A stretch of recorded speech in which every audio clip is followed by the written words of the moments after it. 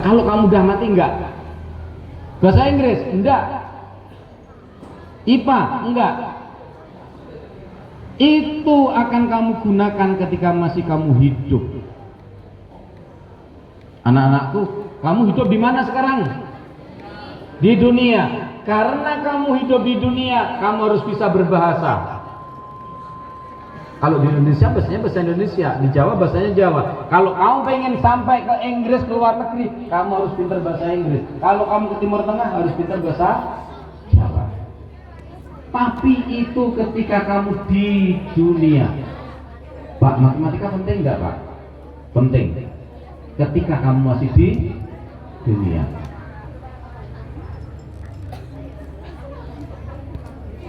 Tetapi ketika kamu udah mati,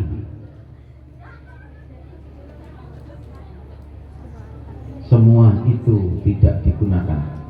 Satu-satunya yang digunakan adalah sujud. Kenapa?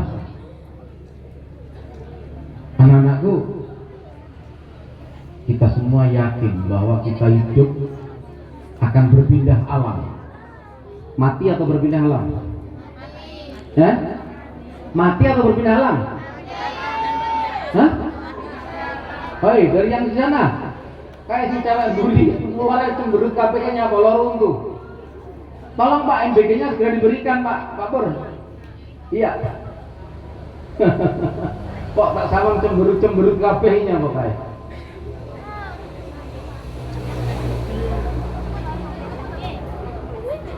Nah, kita nanti akan mati dan berpindah alam. Kapan Pak jadwalnya? Ada yang punya jadwal? Liga Inggris punya jadwal? Piala FIFA ada jadwal? Ada. Hah? Acara halal bihalal ada acara sudah disusun dari sekarang? Ada, walaupun belum tentu kalau kamu bisa ikut. Tapi yang namanya maut tidak ada yang tahu. Sejak kemarin aku ngomongku cenderung pada itu. Tujuanku apa? Untuk rodok-rodok ngeduk nih apa ya? Ya sing terlalu tinggi lah. Kita akan datang kehadiran malaikatul maut. Idza jaa ajaluhum la yastakhiruna sa'atan wa la yastaqdimun. Jika ajal datang, gimana? Maka tidak akan bisa diundurkan dan juga tidak akan dimajukan. Anak-anak, saya tuh satu-satunya ayat yang membuat saya takut, mohon maaf, sing kadang si iso brebes ki satu, liyane ndak. Ayat apa itu? Ayat yang berbunyi seperti ini, anak-anak. Laula akhartani ila ajalin qarib fa asaddaqa wa akum minas sholihin. Saya jujur, kalaupun seandainya saya pernah menangis karena membaca ayat, hanya ayat itu yang membuat saya takut. Yang lain belum. Kenapa? Kowe pengen arti ini. Sok lek kapan ajal datang. Ayat itu sebelumnya gimana ya? Ayat itu bagaimana Bu Mami ayat sebelumnya? Sebelum laula akhartani ila ajalin qarib itu.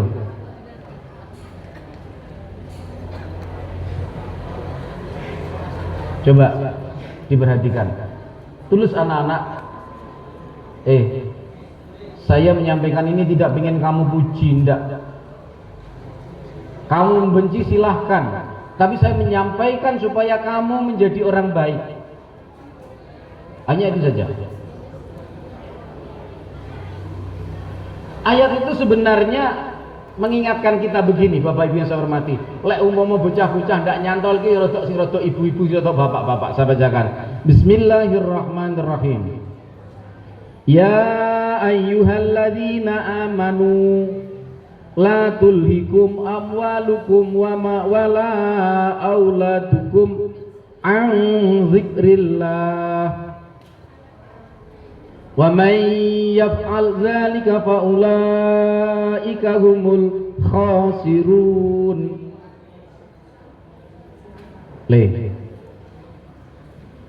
Kata Allah, wahai orang-orang yang beriman, jangan sampai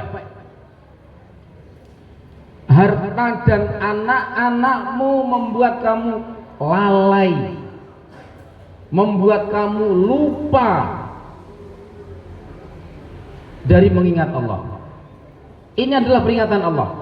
Dan kenyataannya kita manusia yang sudah punya anak, yang punya harta, seringkali karena harta dan anak lupa dengan Allah. Dengan alasan mencarikan nafkah anak, dengan alasan mencukupi, dengan alasan mencari harta, kita lupa dengan Allah. Padahal kita tahu bahwa rizki itu yang memberikan adalah Allah. Terus diingatkan oleh Allah, wa may yaf'al dzalika fa ulaika humul khasirun. Kalau ada orang yang bagaimana? Yang melupakan Allah karena mementingkan anak, karena mementingkan harta, maka dia tergolong golongannya orang-orang yang rugi. Maka diteruskan, wa anfiqu min qabli an ya'tiya ahadakumul maut. Nafkahkan, infakkan hartamu sebelum datang kepadamu kematian. Kalau datang kematian bagaimana?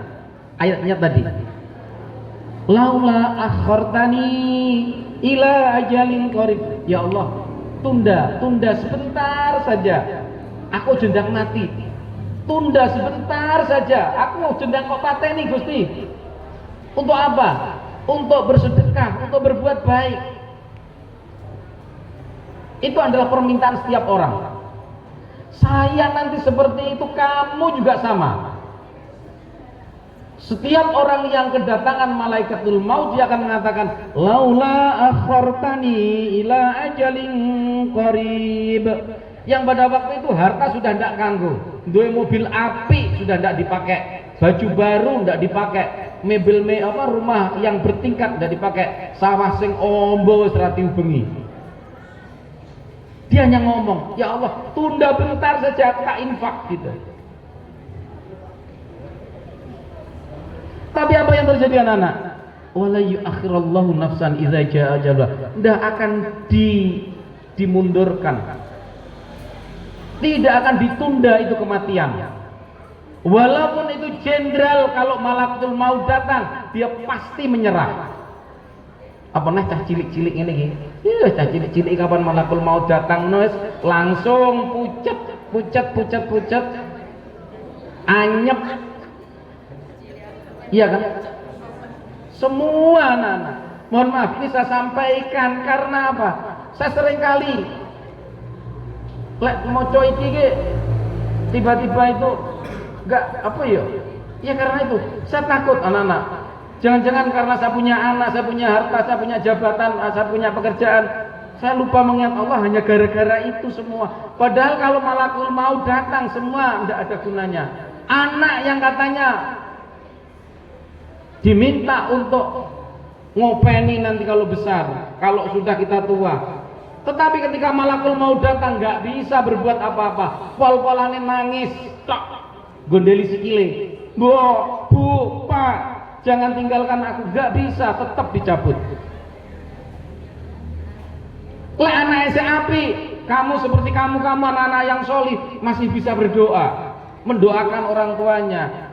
Tapi kalau kamu tidak termasuk orang-orang yang baik, walaupun kamu diberi tinggalan harta banyak, orang tuamu kamu biarkan begitu saja. Dan itu di rumah gak lama, sebentar lagi kamu panggil tetangga, dibungkus, dimandikan, dibungkus, dan akhirnya dimasukkan ke kubur. Itu semua. Lah, kalau sudah di sana anakku, yang dibutuhkan apa? Matematika yang nilai kamu 9, bahasa Inggris yang nilai kamu 10, IPA yang nilainya 15. Karena super ini, pinter banget. Tidak digunakan. Nilai agama yang kamu diberi nilai berapa Bu Mami? Pewelit. Tidak berguna. Yang dilihat apa? Dilihat anak-anak. Atharis sujud. Anak ini pernah sujud enggak?